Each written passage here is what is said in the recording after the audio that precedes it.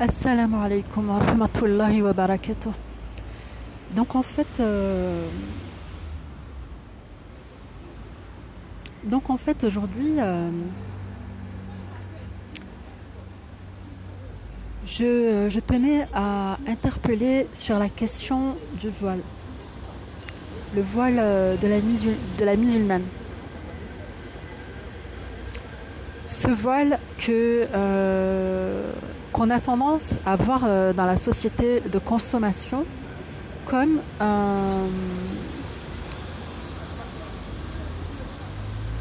comme un cache, comme un empêchement, quelque chose qui empêche de rayonner, quelque chose qui empêche d'être beau, d'être raffiné, quelque chose quelque chose de privatif.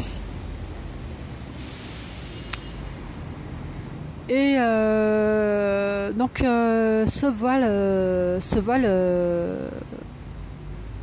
ce voile qui n'est pas aimé en fait par la société de consommation.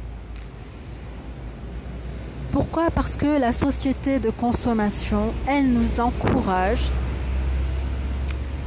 à manifester tous nos attraits afin qu'on demeure des consommateurs et qu'on continue à faire marcher cette industrie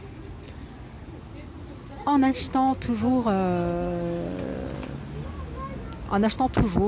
des choses, que ce soit du maquillage, que ce soit des formules pour soigner ses cheveux, que ce soit tout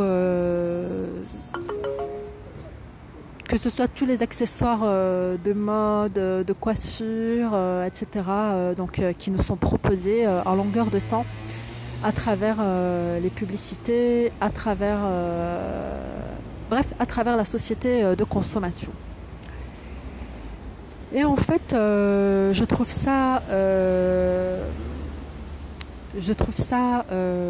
terrible en fait qu'on veuille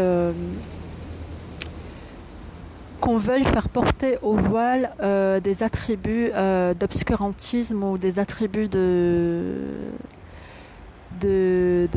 privation, parce que en réalité c'est pas ça du tout. Donc moi je suis une personne qui porte le voile et aucunement mon voile ne m'empêche de vivre, d'être moi-même, d'être belle ou que sais-je. Tout d'abord parce que la beauté c'est avant tout une qualité de vie. Il faut le voir comme une qualité de vie et non pas une apparence. Si on a une bonne vie, on peut estimer que notre vie est belle. Moi je le vois comme ça. Et si on a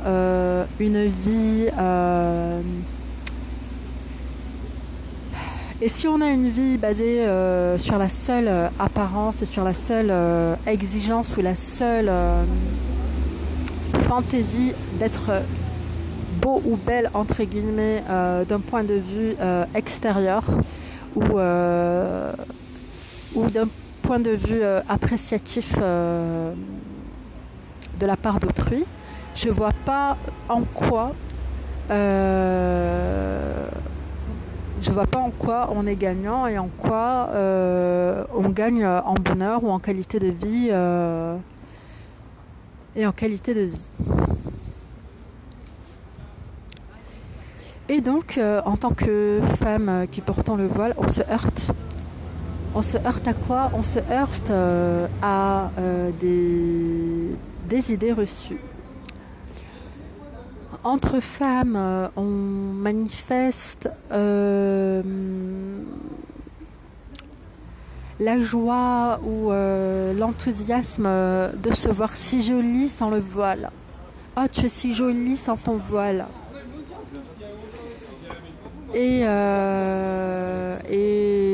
ça, je comprends pas. En fait, ça, en tant que religieuse, ça, je le comprends pas. Je vois pas en quoi une femme, pour avoir une bonne vie, je vois pas pourquoi une femme devrait pour avoir une bonne vie, se montrer belle et jolie. Je trouve que c'est ce qu'il y a de plus dégradant en termes d'humanité. Pourquoi? Parce que si les femmes se montrent belles et jolies pour être appréciées, pour être soignées, respectées, etc. Ça veut dire quoi? Ça veut dire que il y a une préférence établie entre elles et les gens que la vie n'a pas favorisés esthétiquement parlant. Parce qu'il y a des gens qui ont eu une maladie, il y a des gens qui ont eu une tumeur au niveau du visage, qui ont été défigurés, il y a des gens qui ont été brûlés, il y a des gens qu'on va pas trouver forcément beaux et qu'on va rejeter à cause de ça, alors qu'en réalité ils sont beaux, mais c'est l'œil humain dans ses habitudes qui est pas capable d'apprécier et de bien évaluer la réalité humaine qu'il a sous les yeux. Et donc ça, j'ai vraiment du mal avec ça, et il faut dire que ça me tape un peu ça me tape un peu sur le système, ça m'énerve un peu même, en fait, parce que c'est une ouverture maquillée à l'injustice. Et ça, et en fait, ce qui me semble vraiment fondamental à rappeler, c'est que le voile, c'est une manière de s'assombrir pour pas s'avantager aussi par rapport aux autres, et pour rester dans une certaine sagesse, et pour rester dans l'égalitarisme. Et ça, c'est super important. Mais comme on est dans une société de consommation, on veut nous mener à penser que le voile, c'est quelque chose qui empêche. Mais au contraire, c'est pas quelque chose qui empêche. C'est quelque chose qui permet de calmer les ardeurs. C'est quelque chose qui permet de calmer les ardeurs. Et c'est quelque chose qui permet de garder des gens raisonnables, réfléchis, gardant la mesure d'eux-mêmes. Ça permet d'être moins axé sur ce qui va nous faire plaisir, mais de rester axé sur ce qui va nous faire du bien. Parce que dans une société, si vous avez toutes les femmes qui cherchent à faire leur belle, que ce soit volontairement ou inconsciemment, parce qu'il y a plein de femmes pour qui c'est très important de paraître belle, mais elles vont pas le dire. Donc, par contre, elles passent énormément de leur temps et elles dépensent énormément de leur budget pour continuer à paraître belle. Tout ça, c'est de l'énergie. C'est de l'énergie qui passe, c'est de l'énergie et des moyens qui y vont et qui pourraient être employés autrement. Qui pourraient être employés vers davantage, je sais pas moi, de justice, vers davantage d'égalité, vers davantage de partage, vers davantage d'empathie, et vers moins de nombrilisme, et vers moins d'égocentrisme, vers moins aussi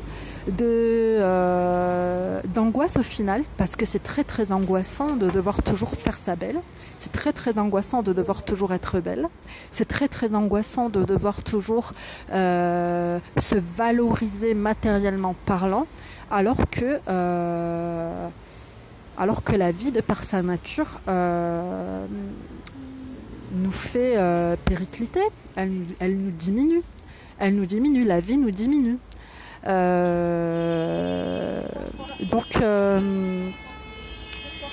Donc en fait, par rapport à cette question du voile, ce voile qui assombrit et qui universalise, je pense que quand on est une femme douée d'intelligence, qu'on soit musulmane ou pas, on devrait apprendre à le regarder à travers sa réalité, et pas le voir à travers le filtre de nos angoisses ou de nos passions. Parce qu'une femme qui porte le voile, elle le porte pour elle et elle ne va pas vous dire de le porter aussi. Quand bien même elle est persuadée que vous seriez mieux en le portant. Et ce qu'on retrouve souvent dans les relations entre femmes qui portent le voile et femmes qui ne portent pas le voile aussi souvent, c'est que c'est cette relation un petit peu antagoniste qui fait que la femme qui ne porte pas le voile, souvent, elle est persuadée qu'une femme est plus heureuse sans le voile, qu'elle est plus heureuse en étalant ses charmes, qu'elle est plus heureuse en se faisant belle aux yeux de tous. Alors que personnellement, je pense pas que le bonheur soit là-dedans. Je pense pas qu'il y ait un bonheur durable dans le fait de se faire beau ou belle pour paraître beau ou belle au regard d'autrui. Je ne pense pas. Quand bien même ça peut apporter du plaisir et quand bien même il peut y avoir une jolie dynamique autour de cet engouement à se plaire, se complaire, etc. Je préfère porter mon voile. Je préfère décevoir un peu par rapport à cette complaisance, par rapport à ce plaisir des yeux, pour essayer d'axer vers les choses plus prioritaires, vers les choses plus importantes universellement parlant, à savoir ce qui existe de nous mais qu'on ne voit pas forcément avec les yeux. Ce qui est spirituel, ce qui est universel, ce qui dépasse l'individualisme et ce qui nous unit vraiment. Parce que je pense vraiment que le culte de nos apparences va plus dans le sens de la division que dans le sens de l'unité. D'ailleurs, notre regard aura beau englober une foule d'1 millier de personnes, il aura du mal à tout gérer visuellement. Par contre, avec une bonne synthèse de l'esprit, c'est tout à fait conceptualisable et c'est tout à fait intégrable à notre intelligence. Donc Parce que le regard a ses limites. Le regard a ses limites, le regard a ses codes, mais le regard a ses limites. Et je préfère de loin les qualités et les vertus et les valeurs du cœur, quoi. Qui font qu'un aveugle et un voyant communiquent, qui font qu'un aveugle et un voyant puissent échanger et se donnent la peine d'y arriver. Alors que des gens axés sur le plaisir des yeux, sur le plaisir du regard, lâcheront très très vite l'affaire et ça c'est vraiment dramatique parce qu'on peut tous devenir aveugles. On peut tous perdre la vue et on peut tous se rendre compte que le regard, que ce qui est visuel, c'est sa fleur de peau, c'est pas la réalité, c'est pas la réalité de la vie. Donc voilà par rapport au voile. Donc là je me suis lâchée nature, j'ai parlé comme ça venait. Mais je crois que c'était l'essentiel. Donc ça peut être monotone de voir des femmes voilées. Ça peut être monotone, oui. Ça peut être moins gai que de voir des gens qui s'amusent, des gens maquillés, etc. Ça peut être moins gai, certes, mais tout n'est pas dans le regard et tout n'est pas dans l'apparence et dans les airs qu'on se donne. Et c'est sur ça que la religion musulmane met l'accent. Et c'est sur ça que la religion musulmane met l'accent. Quand on est dans un relationnel, tout n'est pas dans l'apparence. Il y a beaucoup de choses qui sont sous-jacentes et la religion musulmane, elle met l'accent sur ça. Qu'est-ce qu'on est capable de mettre dans une relation? Qu'est-ce qu'on est capable d'investir humainement?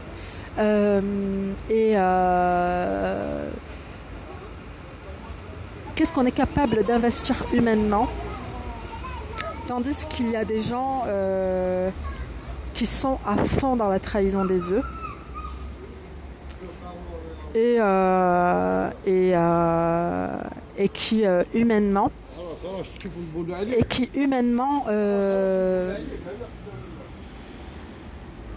humainement valent pas grand-chose, quoi. Voilà, je pense que c'était tout. Je vais clôturer cette vidéo. Et je vous dis assalamu alaikum wa rahmatullahi wa barakatuh. Wa salam wa salat ala rasulillah.